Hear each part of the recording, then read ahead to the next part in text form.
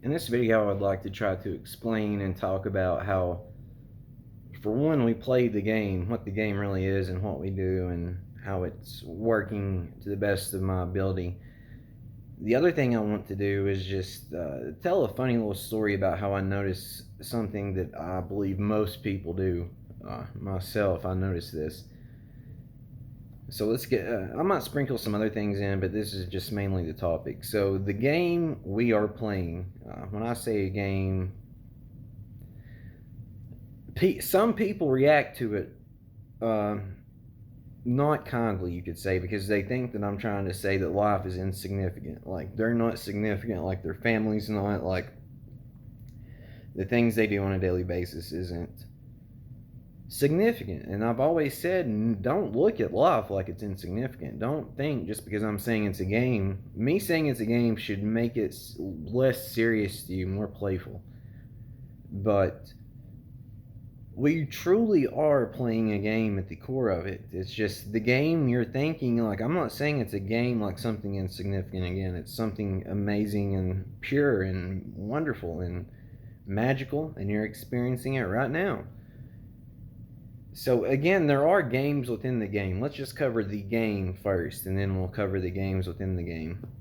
So the game itself is essentially, you can uh, consider it like hide and seek. You can consider it because you can consider it catch. You can consider it boomerang, because before you start it, you have the object. You know the person. You have the person. You know you've agreed to play a game. You know that this person's going to hide from you. You're going to find them. You will reunite. You know that when you throw the ball will be caught and thrown back to you.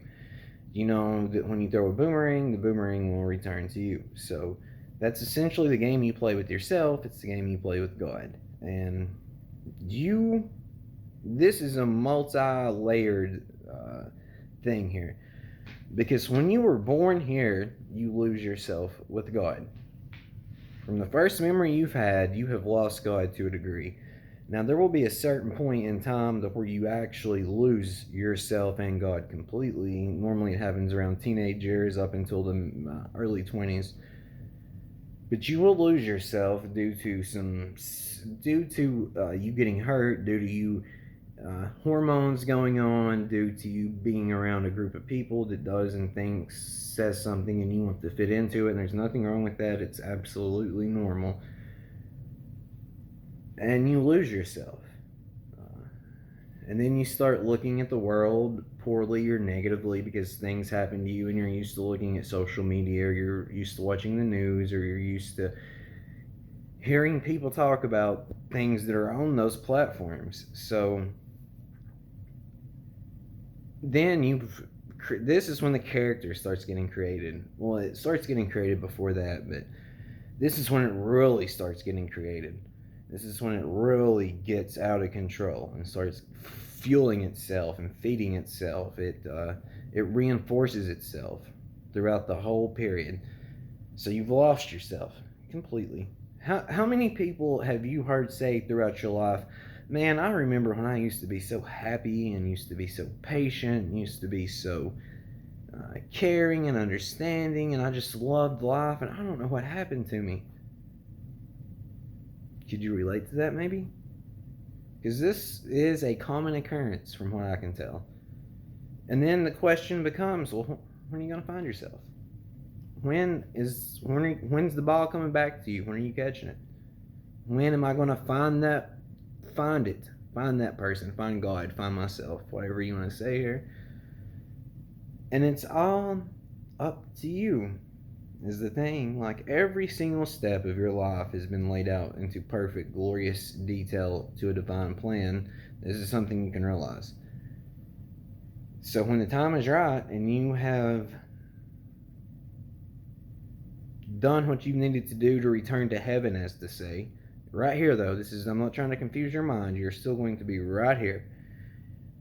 You'll return back, not realizing you have visited hell that whole time until you have returned back to yourself and to heaven, realizing, oh shit, it's perspective. And oh, we really are playing a game. You lose yourself, you find yourself to have this experience, to have these feelings, to have. It's. It's just what we do. I mean, this is exactly what we do. You come, you are very. You're a lot stronger than you think you are. You're a lot more powerful than you think you are. You are unlimited, as to say. You're infinite. So, we come here, we have an experience, we confine ourselves, we put limits on ourselves, and you probably noticed throughout your life it seems like you're not fully in control, and it seems like you just want to do this and do that, and you don't know why you're like this and why you're like that. That's because that's what you wanted. This is something amazing if your mind can grasp it. It's what we wanted. So that is the game we play. It's hide and seek, it's catch, it's we forget to remember, we forget, and when we forget, we get deep into it. Depending upon, I mean, you can get really deep into it. And then when you pull yourself back out of it, it's heaven again. It's ecstasy. It's bliss. It is paradise. And this is what Muhammad talked about. This is what Jesus talked about. This is what Buddha talked about. Realize this is a common occurrence throughout religions and spirituality around the world. So, that is the game we play. That's the game we play.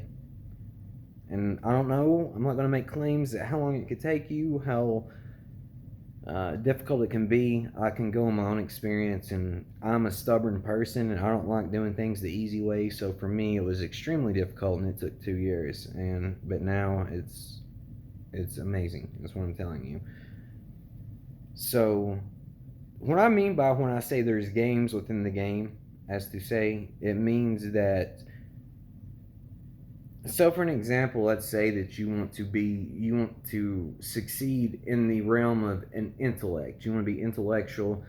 Jordan Peterson comes to mind with this. He sees himself as a very high intellect person, which I agree he is, but he's got caught in a game. So, by that, he's playing a game, and he's playing it pretty good. But what I mean by he's caught in the game is he wants people to know he's smart. He wants people to know that he is a tortured soul. He wants people to know that he has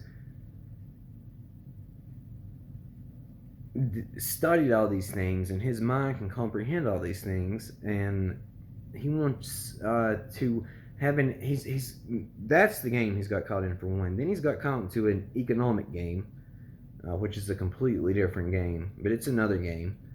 He's got caught into an economic game to where he's giving advice for things he really shouldn't talk about and has no clue about, but his intellect is driving him to want to think that he's right about that and wants you to know it. I'm not talking about Jordan Peterson. If you've watched me, Jordan Peterson, Leo Gura from Actualize.org, David Goggins, Alan Watts, and a couple others have inspired me greatly. Leo Gura, though, I have to put a asterisk next to. Be very careful when you listen and watch Leo Gura. Be very careful. He's not fully put it together yet, but that doesn't mean anything bad, negative. It's the game we play, so I'm just saying be careful if you're a susceptible mind watching that.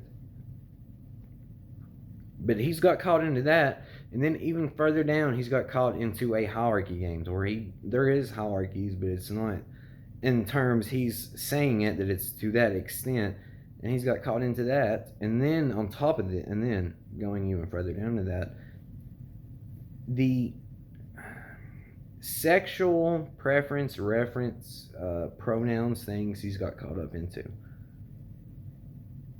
It directly affected him, so I understand it. But after that, he's got caught up into it even more. So he's playing games with.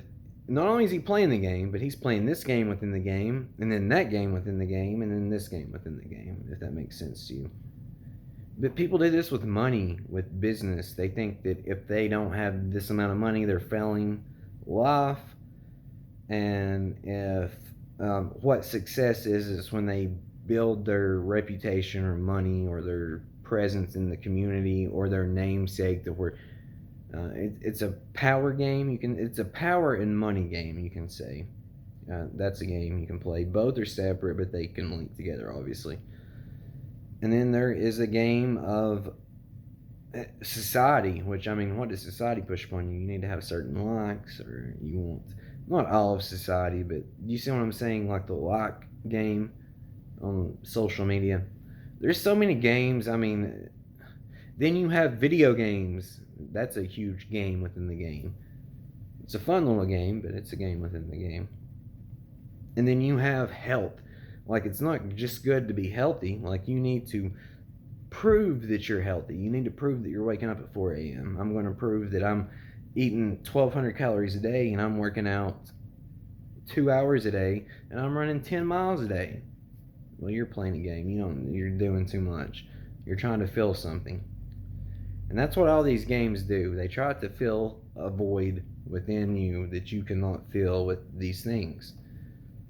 Are these things good and beneficial and useful? Beneficial and useful, yes, they absolutely are, but not to that extent, not to that degree.